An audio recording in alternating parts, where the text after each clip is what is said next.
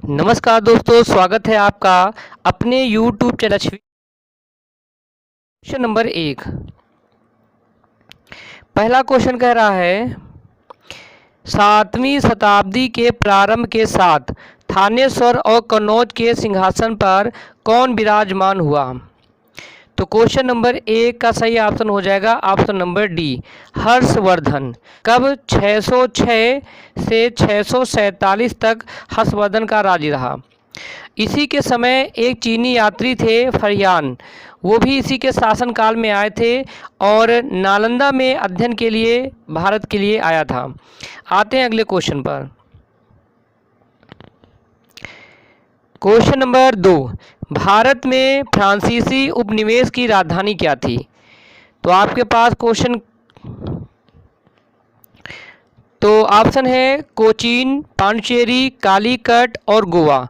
Question number 2 का सही option हो जाएगा ऑप्शन नंबर 2, पांडिचेरी। शेष शाह की महानता किसमें निहित है। ऑप्शन है श्रेष्ठ जनरल होना, धर्मनिरपेक्ष अभिवृत्ति, हुमायूं पर जीत, प्रशासनिक सुधार। तो शेष शाह सूरी जो है वो जाने जाते हैं प्रशासनिक सुधार के लिए। उपनिवेशित भारत में भारतीय विधवाओं के लिए शारदा सदन स्कूल की स्थापना किसने की। क्वेश्चन नंबर 4 का सही ऑप्शन हो जाएगा ऑप्शन नंबर सी, पंडिता रमाबाई ने। किस दिल्ली सुल्तान ने कठोर नीति अपनाई। अलाउद्दीन खिलजी ने, बलबन ने, इल्तुतमिश ने, गयासुद्दीन तुगलक ने। क्वेश्चन नंबर 5 का सही ऑप्शन हो जाएगा ऑप्शन नंबर बी, बलबन ने। अगले 5 क्वेश्चन है भारतीय राष्ट्रीय आंदोलन से और पहला क्वेश्चन है 1905 में गोपाल कृष्ण गोखले द्वारा स्थापित प्रसिद्ध समाज सेवी संस्था का नाम क्या था। ब्रह्म Samaj, Tattvabodhini Sabha, Ramakrishna mission, servant of India society. Question number 6 का सही ऑप्शन हो जाएगा option number D, servant of India society. Brahmo Samaj की जो स्थापना थी 1828 में जो है राजा राम मोहन राय के समय में हुई थी। तत्वबोधिनी सभा की अगर बात करें तो तत्वबोधिनी सभा 1839 में हुई, देवेंद्र नाथ टैगोर के द्वारा की गई थी। और अगर रामकृष्ण मिशन की स्थापना की बात करें तो 1897 में हुई थी और इसको स्वामी विवेकानंद ने करवाया था। और जो आपका सर्वेंट ऑफ इंडिया सोसाइटी है ये 1905 में गोपाल कृष्ण गोखले द्वारा की गई थी। भारत की स्वतंत्रता के समय इंग्लैंड का प्रधानमंत्री कौन था। क्वेश्चन नंबर 7 में है Lord Irwin, Winston Churchill, Clement Attlee, Lord Mountbatten. Question number 7 का सही ऑप्शन हो जाएगा option number C, Clement Attlee. Question number 8। Gandhi ji किसे अपना राजनीतिक गुरु मानते थे। दादा भाई नौरोजी को, गोपाल कृष्ण गोखले को, बाल गंगाधर तिलक को, मदन मोहन मालवीय को। क्वेश्चन नंबर 8 का सही ऑप्शन हो जाएगा ऑप्शन नंबर बी। कौन सा हो जाएगा option number B, Gopal Krishna Gokhale को। भारतीय राष्ट्रीय कांग्रेस के सर्वप्रथम मुस्लिम अध्यक्ष थे M.A. अंसारी, रफ़ी अहमद किदवई, अब्दुल कलाम आज़ाद, बकरुद्दीन तैयब बाजी। तो क्वेश्चन नंबर 9 का सही आंसर हो जाएगा ऑप्शन नंबर डी, बकरुद्दीन तैयब बाजी। Question number 10। हिंद स्वराज नामक पुस्तक के लेखक कौन हैं। मोहनदास करमचंद गांधी, गोपाल कृष्ण गोखले, बाल Gangadhar Tilak, Maulana Azad. Question number 10। Question number 10 का सही ऑप्शन हो जाएगा option number A, Mohandas Karamchand Gandhi. अगले क्वेश्चन है भूगोल से। Question number 11। पृथ्वी के वायुमंडल की किस परत में ओजोन परत पाई जाती है। समताप मंडल, वही मंडल, क्षोभ मंडल, मध्य मंडल। क्वेश्चन नंबर 11 का सही ऑप्शन हो जाएगा ऑप्शन नंबर ए, समताप मंडल। निम्नलिखित में से कौन दक्षिण भारत की सबसे लंबी नदी है। गोदावरी, नर्मदा, कृष्णा और तुंगभद्रा। क्वेश्चन नंबर 12 का सही ऑप्शन हो जाएगा ऑप्शन नंबर ए, आपका गोदावरी। कौन सा आंसर हो जाएगा ए ऑप्शन, गोदावरी। दक्षिण गंगा के नाम से भी जाना जाता है। इसका उद्गम स्थल जो है वो महाराष्ट्र में है और बंगाल की खाड़ी में जाके ये गिरती है। क्वेश्चन नंबर 13, सबसे छोटा महासागर कौन सा है? हिंद महासागर, अटलांटिक महासागर, आर्कटिक महासागर की प्रशांत महासागर। तो क्वेश्चन नंबर 13 का सही ऑप्शन हो जाएगा ऑप्शन नंबर बी, आर्कटिक महासागर। क्वेश्चन नंबर 14, ऐसे घने धूसरी बादलों को क्या कहते हैं जो वर्षा करते हैं? तो क्वेश्चन नंबर 14 का सही ऑप्शन हो जाएगा ऑप्शन नंबर ए, वर्षा स्तरीय मेघ। 15, भारत में निम्नलिखित में से कौन सी जनजाति सर्वाधिक संख्या में पाई जाती है? ऑप्शन है टोड, भील, गारो या गोल्ड। क्वेश्चन नंबर 15 का सही ऑप्शन हो जाएगा option number D, Gond. Question number 16, भारतीय अर्थव्यवस्था से 5 क्वेश्चन। राजकोषीय नीति जो कि आर्थिक सिद्धांत पर आधारित है, निम्न में से किस अर्थशास्त्री ने दी? क्वेश्चन नंबर 16 का सही ऑप्शन हो जाएगा option number B, John Maynard Keynes ने। नंबर 17, प्राकृतिक प्रक्रिया के माध्यम से किसी वस्तु का उत्पादन भारतीय अर्थव्यवस्था के किस क्षेत्र से संबंधित कार्यकलाप है? पहला ऑप्शन है प्राथमिक, दूसरा है चतुर्थक, तीसरा तृतीयक और चौथा है द्वितीयक। तो क्वेश्चन नंबर 17 का सही ऑप्शन हो जाएगा ऑप्शन नंबर 1, प्राथमिक। प्राथमिक के अंतर्गत कृषि, वानिकी, मत्स्य और खनन जैसे क्षेत्र आते हैं। क्वेश्चन नंबर 18, नकदी रिजर्व अनुपात किसका उपकरण है? कृषि नीति का, राजकोषीय नीति का, कर नीति का, मौद्रिक नीति का। क्वेश्चन नंबर 18 का सही ऑप्शन हो जाएगा ऑप्शन नंबर डी, मौद्रिक नीति का।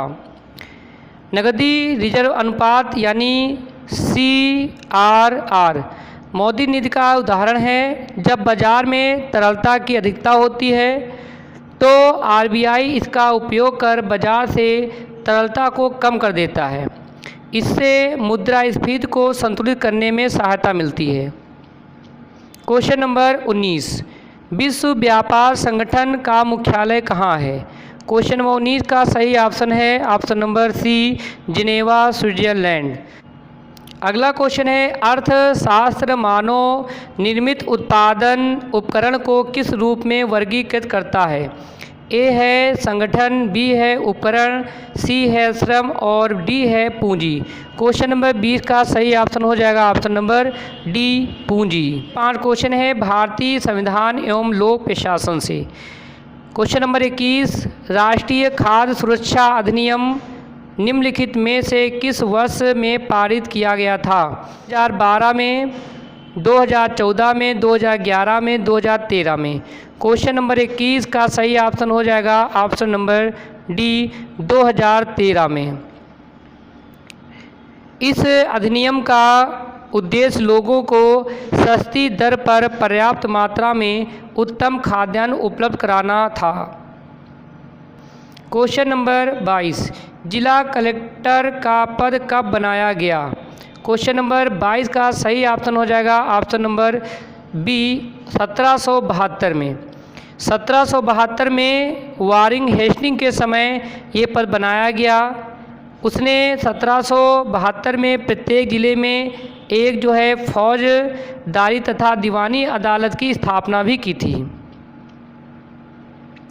क्वेश्चन नंबर 23, संविधान में जन स्वास्थ्य एवं स्वच्छता तथा अस्पताल एवं औषधालय किस सूची में आते हैं? समवर्ती सूची में, राज्य सूची में, किसी सूची में नहीं आते हैं या केंद्र सूची में आते हैं? क्वेश्चन नंबर 23 का सही ऑप्शन हो जाएगा ऑप्शन नंबर बी, राज्य सूची में। संविधान में जो जन स्वास्थ्य है ये सब आपके राज्य सूची में आते हैं। इसके अलावा जो सफाई है, पशु है, सिंचाई है, पुलिस है, ये सभी राज्य सूची में आपके आते हैं। क्वेश्चन नंबर 24, जिला न्यायाधीश किसके नियंत्रण के अधीन होता है? राज्य सरकार के, उच्च न्यायालय के, उच्चतम न्यायालय के या राज्यपाल के? क्वेश्चन नंबर 24 का सही आंसर हो जाएगा ऑप्शन नंबर बी, उच्च न्यायालय के। क्वेश्चन नंबर 25, सामाजिक न्याय का सभी को समान आर्थिक अधिकार मिलना चाहिए, सभी को समान राजनीतिक अधिकार मिलने चाहिए, जाति, नस्ल, रंग और लिंग आधारित सभी प्रकार का भेदभाव दूर होना चाहिए, या सभी धर्म की स्वतंत्रता का अधिकार दिया जाना चाहिए। क्वेश्चन नंबर 25 का सही ऑप्शन हो जाएगा ऑप्शन नंबर सी, जाति, नस्ल, रंग और लिंग आधारित सभी प्रकार का भेदभाव दूर होना चाहिए। क्वेश्चन नंबर 26, जो कि सामान्य ज्ञान से आपके 5 क्वेश्चन आगे के रहेंगे। मछली में मौजूद राइबोफ्लेविन को डैश डैश किस रूप में भी जाना जाता है? Vitamin K, vitamin C, vitamin B2, vitamin B12। Question number 26 का सही ऑप्शन हो जाएगा ऑप्शन नंबर सी, विटामिन B2। मछली में जो मौजूद है राइबोफ्लेविन वो विटामिन B2 के नाम से जाना जाता है। यह जो है जल में एक घुलनशील विटामिन है और कार्बोहाइड्रेट व अन्य पदार्थों के उपाचय में भाग लेता है। इसकी कमी से शरीर के भार में कमी आ जाती है, ओंठ, जीभ तथा त्वचा में रूखापन आ जाता है। क्वेश्चन नंबर 27, जब पानी जम जाता है तो उसका घनत्व डैश शून्य हो जाता है, नियत रहता है, बढ़ जाता है या घट जाता है? क्वेश्चन नंबर 27 का सही ऑप्शन हो जाएगा ऑप्शन नंबर डी, घट जाता है। क्वेश्चन नंबर 28, BCG टीके में सी शब्द से क्या अभिप्राय है? क्वेश्चन नंबर 28 का सही ऑप्शन हो जाएगा ऑप्शन नंबर डी, कलमेट। पानी की स्थायी कठोरता को दूर करने के लिए कौन सी विधि का प्रयोग नहीं किया जा सकता? कास्टिक सोडा मिलाना, आसवन उबालना, सोडियम कार्बोनेट मिलाना। क्वेश्चन नंबर 29 का सही ऑप्शन हो जाएगा ऑप्शन नंबर सी, उबालना। क्वेश्चन नंबर 30, उस नाभिकीय प्रक्रिया को क्या कहते हैं जिसमें द्रव्यमान ऊर्जा में परिणत हो जाता है? क्वेश्चन नंबर 30 का सही ऑप्शन हो जाएगा ऑप्शन नंबर ए। आगे के मैथ के क्वेश्चन है आपके। क्वेश्चन नंबर 31 मैथ से क्वेश्चन है और इनका सबका मान पूछा है। तो ये जो अंडर रूट 2 की पावर 4 है, इसको अगर लिखेंगे तो 2 दूना 4 दूनी 8 दूनी 16, अंडर रूट 16 के अंतर्गत है। तो इसको अगर बाहर लाएंगे तो बाहर कितना आ जाएगा 4। और ये क्यूब है, तो ये क्यूब है किसका 64 4 का, तो ये भी आ जाएगा बाहर 4। और ये जो पावर 4 है तो 2 की पावर 8 लिखा है, तो ये आपका अगर इसको 4 4 क्योंकि पावर जो घातांक करनी है वो 4 है, तो इसका जब जोड़ा बनाएंगे तो ये भी 4 बन निकलेगा। तो आपका टोटल हो जाएगा कितना 12, यानी आंसर नंबर कौन सा हो जाएगा? ए नंबर आपका ऑप्शन सही हो जाएगा। अगला क्वेश्चन है x2 और x3 का औसत 14 है। तो x2 और x3 के योगफल का दूना 50 है, तो x1 का मान क्या होगा? क्वेश्चन नंबर 32, यहाँ पे x1, x2, x3 का औसत दे रखा है 14। जब औसत 14 दे रखा है तो आप सबको पता है योग होता है औसत गुणे संख्या, यानी 14 और गुणे हो जाएगा आपका 3, यानी ये हो जाएगा आपका 42। फिर क्वेश्चन कह रहा है x2 और x3 के योग का दुगुना, यानी इसका कर देंगे दुगुना x2 और x3 का, तो ये है आपका 50। इसको काट देंगे तो हो जाएगा x2 और x3 बराबर हो जाएगा 25। आपको निकालना है x1। आपको पता है तीनों संख्याओं का योग कितना आ गया है? 42 आ गया है। दो संख्याओं का योग कितना आ गया है? 25। तो 42 से 25 अगर घटा देंगे तो आपका x की वैल्यू आ जाएगी, क्योंकि 42 में x भी जुड़ा है, यानी x1 भी जुड़ा है, x2 भी जुड़ा है और x3 भी जुड़ा है। इसमें से x2 और x3 को घटा देंगे तो आपका बचेगा 17, जो कि x1 का मान होगा, और x1 का ही मान आपको पता करना था। ऑप्शन नंबर डी आपका सही हो जाएगा। क्वेश्चन नंबर 32, यहाँ पे x1, x2, x3 का औसत दे रखा है 14। जब औसत 14 दे रखा है तो आप सबको पता है योग होता है औसत गुणे संख्या, यानी 14 और गुणे हो जाएगा आपका 3, यानी ये हो जाएगा आपका 42। फिर क्वेश्चन कह रहा है x2 और x3 के योग का दुगुना, यानी इसका कर देंगे दुगना x2 और x3 का, तो ये है आपका 50। इसको काट देंगे तो हो जाएगा x2 और x3 बराबर हो जाएगा 25। आपको निकालना है x1। आपको पता है तीनों संख्याओं का योग कितना आ गया है, 42 आ गया है। दो संख्याओं का योग कितना आ गया है, 25। तो 42 से 25 अगर घटा देंगे तो आपका x की वैल्यू आ जाएगी, क्योंकि 42 में x भी जुड़ा है, यानी x1 भी जुड़ा है, x2 भी जुड़ा है और x3 भी जुड़ा है। इसमें से x2 और x3 को घटा देंगे तो आपका बचेगा 17, जो कि x1 का मान होगा, और x1 का ही मान आपको पता करना था। ऑप्शन नंबर डी आपका सही हो जाएगा। 5a - 2b अनुपात 2a + b बराबर 7:10 है, तो a अनुपात b का मान ज्ञात कीजिए। तो कोई इसका आप पक्षांतर करेंगे, जब पक्षांतर करेंगे तो 7 की मल्टीप्लाई हो जाएगी आपका नीचे, और 10 की मल्टीप्लाई हो जाएगी, यानी आपका हो जाएगा ये 10 की जब मल्टीप्लाई करेंगे तो हो जाएगा 50a और माइनस हो जाएगा आपका 20b। जब 7 की मल्टीप्लाई करेंगे तो आपका हो जाएगा 7 दूनी कितना हो जाएगा, 14 हो जाएगा, और 7 एकम 7 हो जाएगा, यानी ये बराबर में आ जाएगा कितना, बराबर में हो जाएगा 14a + 7 भी हो जाएगा। फिर आपका हो जाएगा 50a और इसमें माइनस करेंगे, इनका माइनस करेंगे तो आपका हो जाएगा 36a बराबर 27b के हो जाएगा। इनको पक्षांतर करके a/b का करेंगे तो आपका आ जाएगा 3/4। इसका काटेंगे तो आ जाएगा 9 3 27 और 9 चौक 36, 3/4 आपका आ जाएगा, यानी अनुपात पूछा है तो 3:4 आपका आंसर हो जाएगा, यानी ऑप्शन नंबर सी आपका सही हो जाएगा। Question number 34। दो संख्याओं का गुणनफल 45 दिया है, उनका अंतर 4 है, तो संख्या के वर्गों का योग आपको बताना है। तो आपके पास दिया है x × y, यानी xy आपके पास दिया है कितना, 45 दिया है। आपका x - y दिया है 4, यानी दोनों का अंतर दिया है, और इनके वर्गों का योगफल आपको बताना है। तो आपका हो जाएगा x + y का होल स्क्वायर बराबर होता है x - y का होल स्क्वायर और +4xy। ये आप फार्मूले से इसको हल करोगे तो इसकी जब वैल्यू रखोगे तो आपका समीकरण बनेगी, और समीकरण को सॉल्व करेंगे तो x बराबर आपका हो जाएगा 9 और y बराबर आपका हो जाएगा 5। फिर इसकी वैल्यू x² और +y² में रखेंगे तो आपका हो जाएगा 9 का स्क्वायर करेंगे 81 आ जाएगा, और y का स्क्वायर करेंगे 25 आ जाएगा, यानी टोटल हो गया 106, यानी आंसर हो जाएगा आपका 106।